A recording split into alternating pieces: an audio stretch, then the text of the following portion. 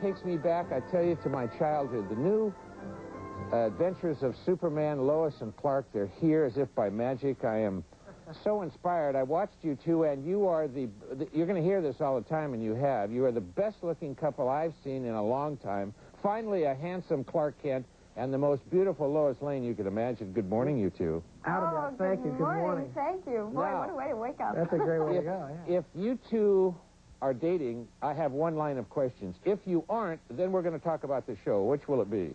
Oh, well, We're going to talk about the show. talk about the show. Well, I Sorry told to you disappoint folks. you. I said I would ask. You mean there's just nothing there besides friendship and compadres on the set?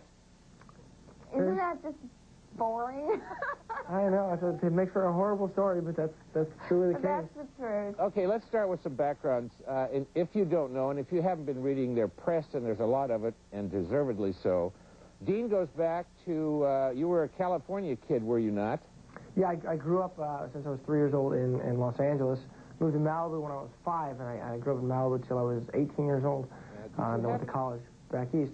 And, you know, this is my whole life has been spent out here, and I'm happy to be back, actually. Did you, of current news, did you have any friends that lost their homes in the fire down there? Actually, it came ridiculously close to my parents' house. Really? I actually was watching my father. I couldn't get through because I was at work, which was driving me crazy. And I watched him on the news on top of his roof, spraying down the embers that were, the burning embers that were landing on the roof. And the house is fine. I saw some friends of mine who I haven't seen for a long time on the news talking about their houses, their homes, but I didn't see anybody who actually lost it. So, so far, I don't know anybody who's lost their house. But didn't you run with the likes of Penn and Estevez and that group? Yeah, those are the kids that I grew up with. We all lived in the Point Dume area of Malibu, which is like a small, it's actually a pretty large community of a lot of different homes and stuff, and that's where we all grew up. Now, this young man, in case you didn't know it, went on to Princeton to graduate, was a major football player there, was going to be a Buffalo Bill, as I've read, but an injury took you out of that, and did you go into acting after that?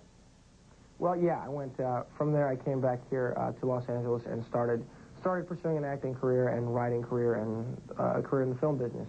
I knew at some point in time that football would be over. I didn't expect it to happen quite so soon. It was a couple weeks into training camp for Buffalo. But I knew I was going to end up in film, and right after that happened, I started to pursue it. And a few years later, here I am. Okay, Terry, no dummy here, a math and engineering a major in school. Where did acting fit into this? I mean, did you take a left turn instead of a right, or what? I got on that 5 freeway, and I don't know what happened. That was it. Actually, I consider myself a type of person who's always looking for the next thing to learn and challenge and conquer. And one summer, I took the summer training program at ACT, and sort of gave me the acting bug, but not enough to get me out of school or anything. And then I auditioned for this nationwide search for this television role, which I have no idea why I ended up getting, but I did. And it was an opportunity. I was 19. It was an opportunity that I thought, well, I'm just going to go do this, and then I'll go back and finish school in a year. And once I got to L.A., things sort of progressed, and I just got one part after another, and I happened to be lucky enough to get involved with some movies and television projects early on with really talented people. And next thing I know, I'm creating a craft and having a profession, and 9 years later, I'm an overnight success.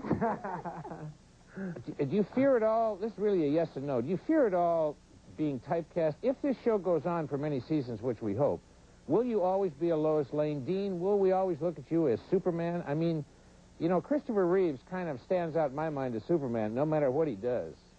Yeah, well, I understand that, and I know that's a real danger in playing this role. I knew that going in.